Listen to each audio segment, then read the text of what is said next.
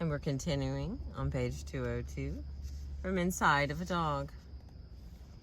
It's hard to give a good account of what's happened in a bout of play that you have just watched. Sure, I could create a very simplistic storyline between two dog protagonists. Bailey and Darcy ran around together. Darcy chased Bailey and barked. They both bit each other's faces. Then they split. But it glosses over the details, such as how often Darcy and Bailey self-handicapped, intentionally throwing themselves on the ground on their backs to be bitten, or using less force in a bite than they could. Whether they took turns in biting and being bitten, chasing and being chased, and most critically, whether they signaled to each other when the signal could be seen and responded to, with play or by hightailing it out of there. For this, you need to look at the moments between the seconds. What I found there was remarkable. These dogs play signaled only at very particular times. They signaled reliably at the beginning of play, and always to a dog who was looking at them. Attention might be lost a dozen times in a typical play session. One dog gets distracted by a ripe smell underfoot. The third dog approaches the playing pair. An owner wanders away. What you might notice is simply a pause, followed by a resumption of play. In fact, in these cases, a quick series of steps needs to be followed. For the play not to be permanently severed, the interested dog must regain his partner's attention and then ask him to play again. The dog I observed also play signaled when the play had paused and they wanted to resume the game again, almost exclusively to dogs able to see the signal. In other words, they communicated intentionally to an audience able to see them. Even better, in many cases, the record of where the dogs were looking revealed that a dog who had paused play was distracted, was looking elsewhere, playing with someone else. One option for his erstwhile partner would be to play bow madly, hoping to lure someone over to play. But more mindful would be just what they did. They used an attention getter before doing a bow. Importantly, they used attention getters that matched the level of inattention of their playmates, showing they understood something about attention. Even in the middle of play, they used mild attention getters, such as an in-your-face or an exaggerated retreat, leaping backward while looking at the other dog, when their partner's attention was only mildly diverted. If a dog's desired playmate was just standing there staring at him, these attention getters might indeed be enough to rouse him as a wave, hello, in front of a daydreaming friend. But when the other dog was very distracted, looking away or even playing with another dog, they used assertive attention getters, like bites, bumps, and barks. In these cases, that mild hello would not do. Instead of using a brute force method of trying to get attention by any means necessary, they chose types of attention getters that were just sufficient, but not enough to get the desired attention. This was truly sensitive behavior on the part of the players. Only after these attention getters were successful did the dogs signal their interest in playing. In other words, they were using an order of operations. Get attention first, then send an invitation to rumble. This is just what good theorists of mind do. Think about their audience's state of attention and only talk to those who can hear and understand them. The dog's behavior looks tantalizingly close to a display of theory of mind, but there's reason to believe that their ability is different than ours. For one thing, in both the experiments and my play study, not all dogs acted equally mindful. Some dogs are oblivious in their attention getting. They bark, they get no response, and then bark and bark and bark and bark. Others use attention getters when attention has already been gotten, or play signals when play has already been signaled. The statistics show that most dogs act mindfully, but there are plenty of exceptions. We can't tell yet whether they are just the underperformers or whether they indicate that the species has an incomplete understanding. It may be a little of both. Rather than contemplating the mind behind the dog, most dogs are likely to simply interact.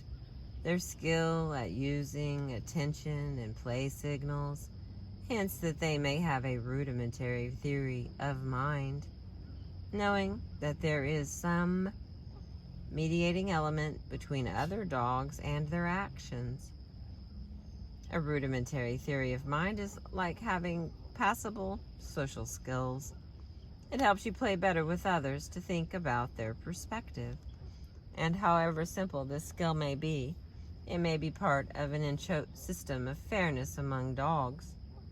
Perspective taking underlies our agreement to a code of conduct between humans that is jointly beneficial. Watching play, I noticed that dogs who violated the implicit rules for attention getting and play signaling simply barged in on others' play without following the proper, mindful procedures. Say they were shunned as playmates. Another indication of the dog's perception of fairness comes from a new experiment demonstrating that dogs who see another dog getting a reward for doing an act, shaking a paw on command, but who do not themselves get rewarded for the same act, eventually refuse to shake anymore. No rewarded dog was moved by the clear injustice of the situation to share his earned bounty with his unlucky partner, though. Does this mean that your dog is aware of and interested in what's on your mind right now? No. Does it mean that he might realize that your behavior reflects what's on your mind? Yes. Used to communicate with us, this is a large part of dogs' seeming humanity. Sometimes it is even used in nefarious ways, only too human. Here's the last section of this chapter, Noble Mind, page 205. What happened to the Chihuahua? We can now revisit the Wolfhound and the Chihuahua we met at the start of this book. Their hillside encounter is no less remarkable now, but it does perfectly encapsulate the flexibility and variety of behaviors of the species. The explanation for that play begins in the history of their social ancestors, the wolves. It is apparent in the hours of socializing between humans and dogs, in the years of domestication, in the dialogues of speech and behaviors between us. It is inexplicable in the sensorium of the dog, the information he gets from his nose, what his eyes take in. It is in the capacity of dogs to reflect on themselves. It is explained in their different parallel universe. And it is in the particular signals they use with each other. The wolfhound's high-rumped approach, the play bow, an invitation to a game, making perfectly clear his ardent intent to play with, not eat, the little dog. In return, the Chihuahua bowed, accepting the offer. In the language of dogs, that is enough to see each other as equals in play. Their desperate sizes are irrelevant, and this explains the hound's drop to the ground. He handicaps himself by putting himself at the little dog's height, taking the Chihuahua's point of view, and exposing himself to her attacks. He levels the playing field. They endure jostling body on body, Bodies in full contact is a reasonable social distance for dogs. They bite with impunity. Every bite is matched or explained with a play signal, and every bite is restrained. When the hound hits the little dog too hard, sending her scurrying backward, she could for a moment be seen as small, fleeing prey. But the difference between dogs and wolves is that dogs can put aside their predatory instincts. Instead, the hound takes back that swipe with an apologetic play slap, a milder version of the bow. It works. She rushes right back into his face. Finally, when the hound is pulled up and away by his owner, the Chihuahua tosses a bark to her departed playmate. Had we kept watching them, had he turned around, we might have seen her open her mouth or leap a tiny leap, calling out in the hopes of continuing the game with her giant friend. Final paragraph. Non-human. The study of dogs' cognitive abilities emerged from a context of comparative psychology, which by definition aims to compare animals' abilities with those of humans. The exercise often winds up splitting hairs. They communicate, but not with all the elements of human language. They learn, imitate, and deceive, but not in the way that we do. The more we learn of animals' abilities, the finer we have to split the hair to maintain a dividing line between humans and animals. Still, it is interesting to note that we seem to be the only species spending any time studying other species, or at least reading or writing books about them. It is not necessarily to the dog's discredit that they do not. What is revealing is how dogs perform on tasks that measure social abilities we thought only human beings had. The results, whether serving to show how alike or unalike dogs are to or from us, have relevance in our relationships with our dogs. When considering what we ask of them and what we should expect from them, understanding their differences from us will serve us well. Science's effort to find distinction illustrates more than anything else that one true distinction, our drive to affirm our superiority, to make comparisons and judge differences.